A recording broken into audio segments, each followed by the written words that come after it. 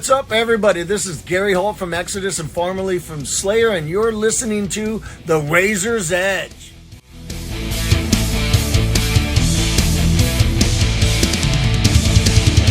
It's Wednesday here at ArcTanGent. The festival's about to begin. I'm Chris with The Razor's Edge, and I'm joined by the awesome Abi of Underdark. Thank you so much for joining me today. How are you doing? I'm doing great. Thank you very much for having me. Of course, anytime. Cool. So, we just arrived at the fest. Things are just about in full swing now. So, how are you feeling about your set a little later on? Excited. Last year was so festive. I love the fucking vibe at this place. Really looking forward to it this year. We've got a new song that we're going to play for people. Hopefully they'll like that. I'm pumped. Really fucking cool. How cool was it to be invited back? We were always thinking, it'd be nice to do it again, but 2 years in a row, that'd be crazy. So we kind of didn't expect it, but then I guess we really impressed them. Brilliant. How was the show last year? It was exciting as fuck. That was easily the biggest crowd we played to at that point as well. We were on the Yokai stage that time, so like a full tent of that is something like 2,500 people. Look out. It's a lot of people, when you see it and like individual faces, even if they're people that you've recognized from other gigs, it just all kinds of becomes this sea. It was really it was overwhelming, but at the same time really fucking exhilarating. It felt like it almost felt right, strangely. Yeah, amazing. Are you all sticking around for the fest or just for today? Oh, absolutely, yeah. We don't have anything else on at the moment, and obviously as part of the FIFA playing, they let us stay to enjoy the whole festival. So I'm definitely going to be sticking around all weekend. Brilliant. Who are you looking forward to catching this week? Oh, so many. Godspeed, obviously, legendary band. Envy, I'm really looking forward to as well. They've been one of my favourite bands for a long time. Never actually had the chance to see them before.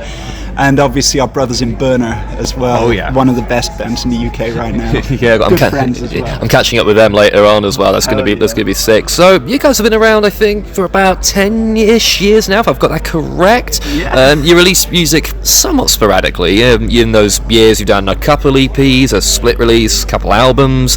Do you guys really take your time when you're creating new music, if that makes sense? We do, yeah. It takes us it usually takes us a couple of years to get something from conception to being finished, so you can bank on an album every couple of years, lineup changes notwithstanding, because that's been the real bugbear of the band in the past. Is we put an album, we switch vocalists first. I joined the band, then we put an album out, then we switched drummers, and we put another album out, and now we've changed bass player. And Neil's only been in the band for about a year, but it's been really good. He's slotted in really well. He's gelled almost instantly with writing faster than we ever have, actually. So fingers crossed we'll be hearing more new music soon. Brilliant, can't wait. Cool. So with your music, and I'm sure this is not the only time I'll be saying this week, it's quite hard to pin down in a way. There's some black metal in there, there's some post, a bit of gaze.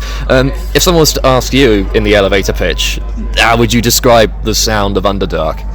We've been calling it black and post-hardcore, but we seem to have been assigned post-metal by most people, or post-black, so that's sort of what we go with.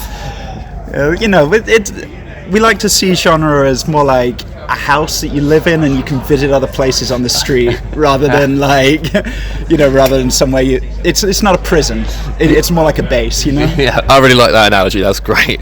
What sort of bands are big inspirations for the kind of stuff you guys are writing right now? Oh God, there's a lot. So from its conception, the conversation has been initially Underdark has been it was Ollie and Adam going, we should do a band that sounds like Envy. Okay. that was the start.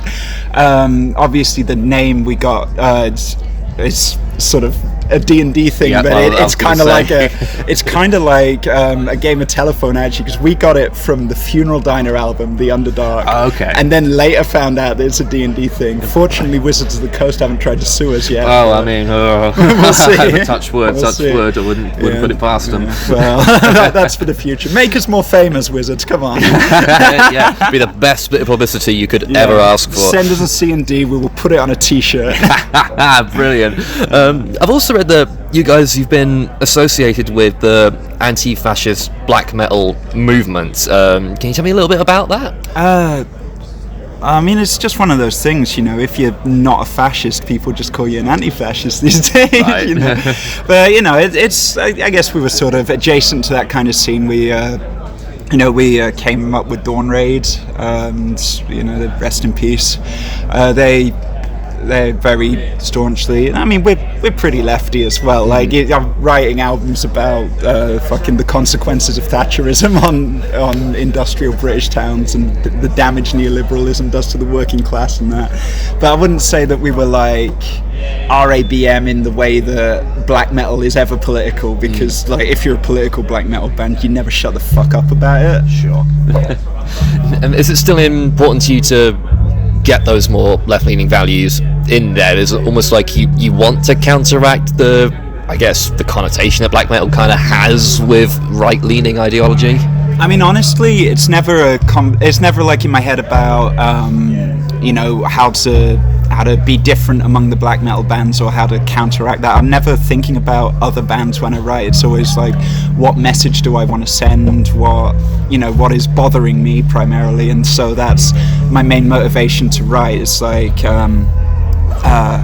we got a song that we've written for the new album that says, the one that we're going to be playing today actually, that's it's sort of about a reflection on the nuclear anxiety of the 80s. Oh, cool. And it's a reflection on that, sort of contrasted with like the modern information war, and how, you know, now there's arguably we're safer from being annihilated by a nuke, but we have nowhere to unplug now, and we're required almost to be reachable constantly, and the thing that makes us reachable is the thing that's causing all the fucking stress as well. So it's like, it's almost like the Cold War has moved into our brains, kind of, and you know, so that's something that I'm writing, which I guess could almost be read as bipartisan, but I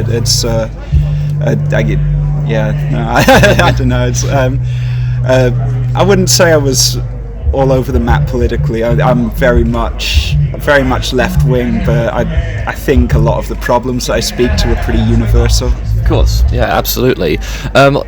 Also, though, obviously, I think with black metal bands, there's almost two remits they go for, and it's either political stuff or it's fantasy. Fantasy's all over black metal. Obviously, you guys called Underdark, and you didn't get that necessarily from D&D. But is that ever a remit you've ever delved into in your music? I have not actually. I use a lot of fantasy-adjacent imagery and metaphor. Like I'll talk about ghosts or sacrifice or whatever, but it's usually within the framework of, you know, like if I'm talking about, you know, a sacrifice being performed, it's probably going to be a metaphor for slashing disability benefit. You know what I mean? Yeah. How the wheels of capitalism, Kieran, they grease nicely with the fucking blood of the innocent, you cunt!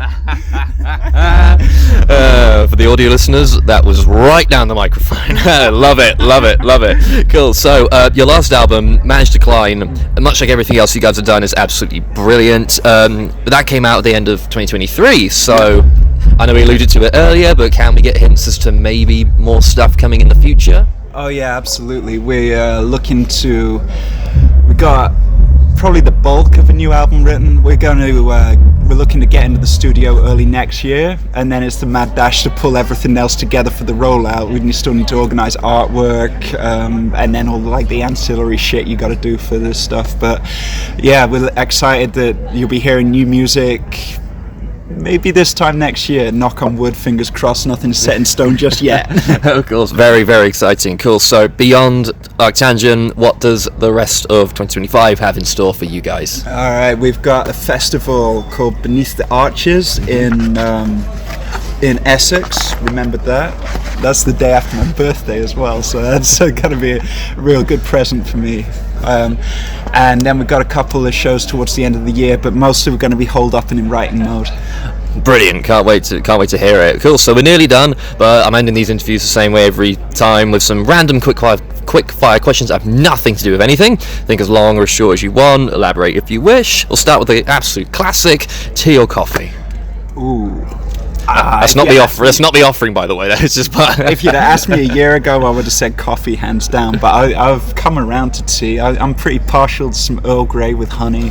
So yeah, I'm fence sitting that one. So. Brilliant. Traditional metal or modern metal? Traditional. Nice. Who inspires you? Oh God, that's a good question. Katie Jane Garside from Queen Adrena. Brilliant. Favorite film? Fallen Angels, Wong Kar-wai. Summer or winter? Summer. Always. Odd for a black metal band, I must say. Past or future? I like elements of both. I think probably the future. I'm an optimist. Brilliant. And last question, favorite Underdark song? Oh, that's tough. Oh man. Oh God. I think for me, probably is the new one that we're going to be playing today, and every band says that. It's called Annihilation, and I just love it. There's this bit in the middle of it that you just feel the power. I fucking love it. Out of songs that people will have heard so far, I think probably my favorite one to do is Matrimony. That gives my vocal cords a good workout, so a good display of all my talents. Fantastic. I cannot wait for your set. It's going to be absolutely brilliant. Cool. So that's all I've got. Thank you so much for joining me today. It's been a pleasure. I'm Chris with The Razor's Edge. I'll be here all weekend. I'll see you in the next one.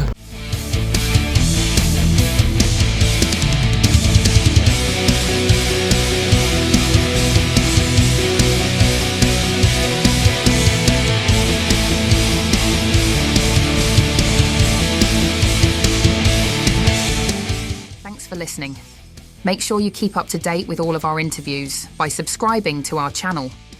For all the latest news, reviews, interviews and more, head over to our website www.therazorsedge.rocks.